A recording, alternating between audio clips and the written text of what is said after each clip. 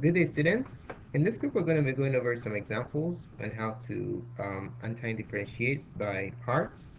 So let's go ahead and take a look at the formula for integration or anti-differentiation by parts first, okay?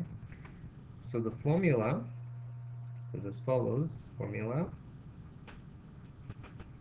So the indefinite integral of u dv is equal to uv minus the integral of v du. Okay, so this is the formula for integration by parts. You just basically have to select the u and the v, and then generate this side of the equation, evaluate the integral of v du, and that will be the answer. Okay, now how did this formula come about? The answer is the product rule. This is the product rule done backwards, or the reverse of the product rule. Okay, so let's do a real quick derivation. Um, Derivation of the integration by parts formula. So we'll start with the product rule. So let's say we wanted to find the derivative of uv. So instead of using the uv prime notation, I'm going to use the d notation. So d, the derivative of uv, is equal to v times the derivative of u, v du, plus u times the derivative of v, dv. Okay? Now, what if I integrate both sides of this equation? We know we can use term by term integration on the right side. So if I find an antiderivative here, and of this two expressions on the right, on the left, what I'll have is some cancellation action happening. This integral and this dv cancels out, so you're left with uv equals the integral of v du plus the integral of u dv. Okay? Now what happens if I isolate u dv by subtracting the integral of v du from both sides? I'm using the reflexive property of equality. I'll have the integral of u dv equals uv, and I subtract the integral of v du from both sides minus the integral of v du. Alright, so there goes your integration by parts formula. You can clearly see that it is a result of integrating the product rule. So one of the most important steps in integrating by parts is selecting the u. Okay, so to select u, select um, selection of u. Selecting u, let's write that down. Selecting u, we're going to use selecting u.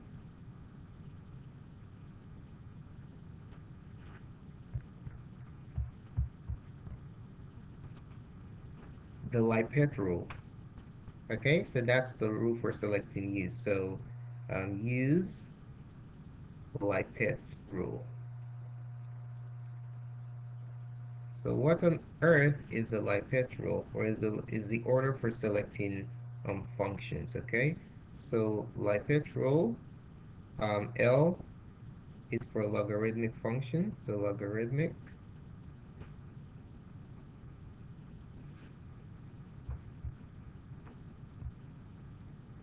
Is for inverse trigonometric, so the I for LiPET is for inverse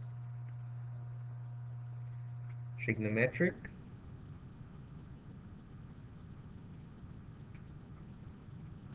The P is for your polynomial function. The E is for exponential.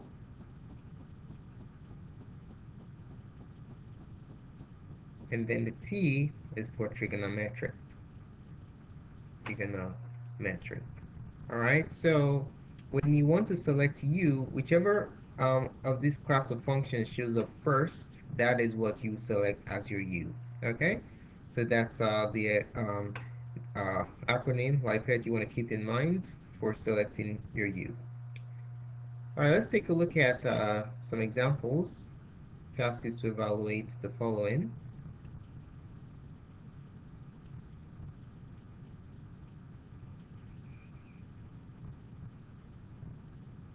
question number 1, we want to find the indefinite integral of the cube root of x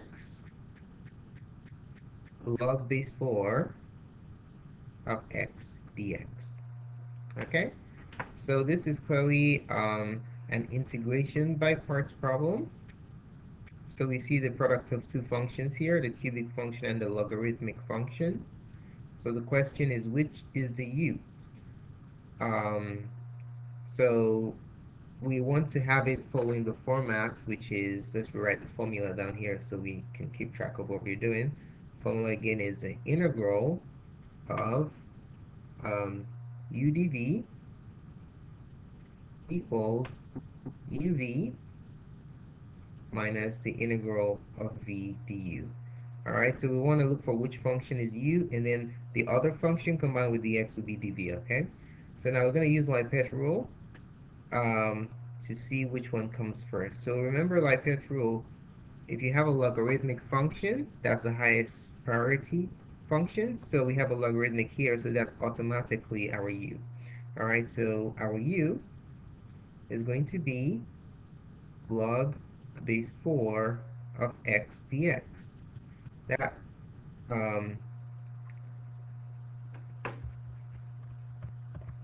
makes the other function dv. Okay, slight error here. Let's fix that. U is log base 4 of x, and then dv is going to be let's write this as x to the 1/3 dx. Okay, I wrote this cube root as using the nth root property of exponents. Now that we have these two, we know what u and dv are. Now we need v and du. Okay, so how do we find the u? We basically differentiate both this equation, both sides, using differentials. So if I differentiate this side right here, I'll have du, derivative of u is just 1, so du equals the derivative of log base 4. Let's go over the rules real quick. So if you had dx of log a, log u base a, the derivative, if you think back to logarithmic differentiation, the derivative of logarithmic functions, this is going to simply be 1 over u times the natural logarithm of the base. Okay, so that's the derivative of a logarithmic function there. So let's apply that here. The derivative of log x base 4 is going to be 1 over the argument, which is x, times the natural logarithm of the base, which is 4 dx, okay, using differentials. And to find what v is, we're simply going to integrate both sides here. So to find the v, I'll integrate this and integrate that. Alright, so if I do that, if I integrate, imagine there's a 1 here, so this is simply going to be v. And then if you integrate this using the power rule for anti-differentiation, you have x to the 1/3 plus 1 is 1/3 plus 3 over 3, which is 4/3, divided by 4/3, right? And this becomes 3/4 x to the 4/3.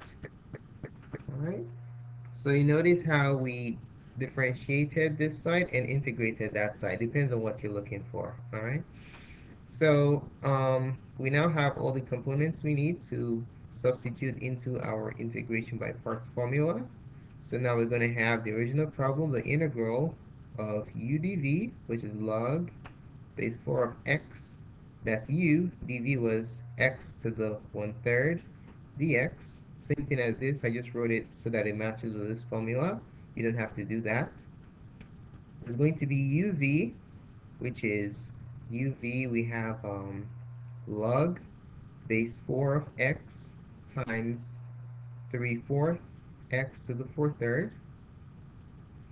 That's uv minus, following the formula, the integral of v, which is 3/4 x to the 4/3, du, which is 1 over x times the natural logarithm of 4 dx. Okay? Now let's rewrite this in a pretty format and then see how we can rewrite this so it's easy for us to evaluate the integral. Okay, so in this case right here on the left side, we can factor out the 3/4. Right, it says 3/4 x to the 4/3 log base 4 of x minus, now here I can factor out this constant 3/4 and also 1 over ln 4, so it's going to become 3 over 4 times the natural logarithm of 4, and we're left with the integral of x to the 4/3 over x. So imagine this is x to the first power. If I subtract 1 from 4/3 because we're dividing, it's going to be 4/3 minus 3/3, which is just 1/3. So we're left with x to the 1/3 dx. Okay? And I can clearly see that this is very easy to integrate or anti-differentiate. So let's go ahead and evaluate it. So we're going to have 3/4 x to the 4/3 log base 4 of x minus, if you anti-differentiate, let's write down the constant first, 3 over 4 ln 4. If you integrate x to the 1/3 using the power rule, you're going to have x to the 4/3 over 4/3. We did something similar up here, plus c. All right, and then final answer, let's just write it this in a pretty format. So it's going to become 3/4 of x to the 4/3 log base 4 of x minus, I multiply this by the reciprocal of that, I use 9 over 16 ln 4 times x to the 4/3 plus c. Okay, so there goes your final answer for the antiderivative of the third root of x log base 4 of x dx. Okay, so that's that. Now let's take a look at question number 2. So number 2, we are still evaluating integrals. In this case, we have the integral of x to the third sine 4x dx. Okay, this one we're going to use integration by parts, and we see that we have a polynomial function and a trig function. And if you look at the LiPET continuum, the polynomial occurs before the trig function. Okay, this is always the last one, the trig function, last resort. So our u is going to be x to the third. Now, one thing you want to note is if you have a function of this format, there is a enhanced or efficient way of doing integration by parts. That method is known as tabular integration. Okay, so tabular integration is the condensed integration by parts for integrals of this nature. Okay, so tabular integration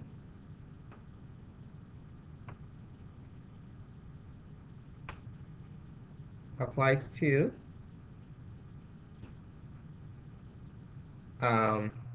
integrals of the format x to the n. You're going to have a polynomial function times, it could be a trig function or an exponential function. So in the most cases, it's sine an cosine an or e to the an. Okay, so any functions of this format you can apply tabular integration to. All right, let me fix my variables and to say ax. So if you have a polynomial function with a sine function, a cosine function, or an exponential function, then you can basically apply integration by parts formula to it. Okay, so we can see that tabular integration is applicable here since we have a polynomial function and a sine function right here. Okay, so what on earth is a tabular integration? Well, what you do there is you have your u column and your dv column. Okay, we're basically making a table here. Now, what goes on the u column? What goes on the u column is the u we select using the LiPET rule. Okay, the u that we select is the polynomial function, which is x to the third. So we have x to the third here. Now to generate the next entry in this column, we're just going to keep differentiating our way down. You're going to differentiate until you get to 0. Alright? So the derivative of x to the third is 3x squared. We're not at 0 yet, so we continue. Derivative of 3x squared is 6x. Not at 0 yet, continue. Differentiate 6x, you get 6. We're not at 0 yet, continue. Derivative of 6 is 0. Okay? So this will be our last row. Now in dv, since x to the third was u, the other function dx is going to be dv. So we're going to have sine 4x for dv. Now, to generate our entries in this column, we're going to do the opposite of differentiation, which is integration. Okay, remember when we are doing the integration by parts, we always integrate to find v. Okay, that's the v component. Now, what's the antiderivative of sine? The antiderivative of sine 4x is going to be cosine 4x negative cosine 4x, because when you differentiate cosine, you get negative sine, and minus times the minus cancels out. So it's going to be negative cosine 4x. But if we differentiate cosine 4x, we're going to have sine 4x times 4. So to account for that additional 4 that gets factored out, that's being multiplied by this function due to the chain rule, we have to put a 4 underneath here. Okay, so when we differentiate, this 4 cancels out with the 4 that comes out as a result of the chain rule. Now let's integrate this again. What's the antiderivative of negative cosine? Well, the antiderivative of cosine is sine, because the derivative of sine is cosine, so the sign doesn't change. So it's going to be negative sine 4x. We had this 4 down there before, but we're going to have another 4 to account for the 4 that comes out of this due to the chain rule, so this now becomes 16. Okay? Now let's integrate again. We're going to keep integrating till we get to this last column. The antiderivative of sine, as we did up here, is negative cosine. So the negative cancels with this negative, so we're going to have positive cosine 4x over, instead of 16, we have to put another 4 in the denominator to cancel out the 4 that comes out here when we differentiate using the chain rule. So this 16 goes up to 64. 4 times 16 is 64. And then the last entry, we integrate this again. The antiderivative of cosine is sine. Remember, if you differentiate sine, you get cosine. So sine 4x. There's a 64 on the bottom, but we also have to put another, multiply the denominator by another 4 because of the reasons we stated before. So 64 times 4 is 256. Alright, so this is the tabular integration setup. Now, next thing you're going to do, starting from the first entry in the U column, you're going to draw an arrow down like this to the second row in the DV column. Okay, so you have these diagonal arrows going down like that. That's how you pair them up. This 0 doesn't have anything because 0 times any term is going to be 0, right? After doing that, you have to introduce your signs. Do not forget, you always start with a plus. You have a plus, minus, plus, and minus. Okay?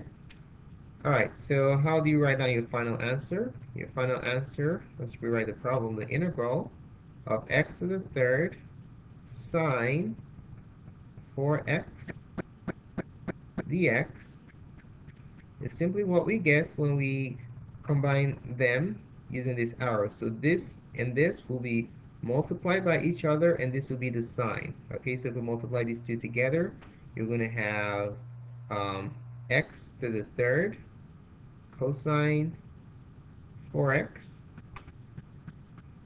over 4 plus times minus is a minus, okay? And then the next term is going to be these two terms multiplied by each other, but what would your sign be? Minus times minus is a plus 3x squared sine 4x over 16. And then next pair, multiply these together, plus and a plus is a plus um, 6x cosine 4x over 64. And then last but not the least, these two multiply by each other is going to be a minus, right? Because minus times a plus is a minus. 6 sine 4x over 256. Alright, now let's go ahead and simplify this and then have a final answer. So a final result, nothing goes there. This is the integral of 1/4 x to the third cosine 4x plus, there's nothing goes here, 3 over 16 x squared sine 4x. And these two have a greatest common factor of 2. So in this case, we're going to have plus. 2 goes into 6 3 times. 2 goes into 64 32 times. 32x cosine 4x. And then last but not the least, minus 2 goes into these two also. 3 over 256. I'm sorry. If you divide 256 by 2 is 128.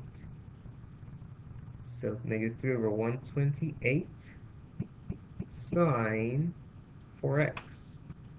Alright, so there goes your final answer when you apply integration by parts to the original problem. And this is tabular integration, is just the accelerated application of integration by parts. We're doing integration by parts over and over again, so organizing it in this tabular fashion really helps enhance the process, and it avoids the chances of you making mistakes. Alright, so that's that. And thanks so much for taking the time to watch this presentation. Feel free to subscribe to my channel for updates to other cool clips such as this.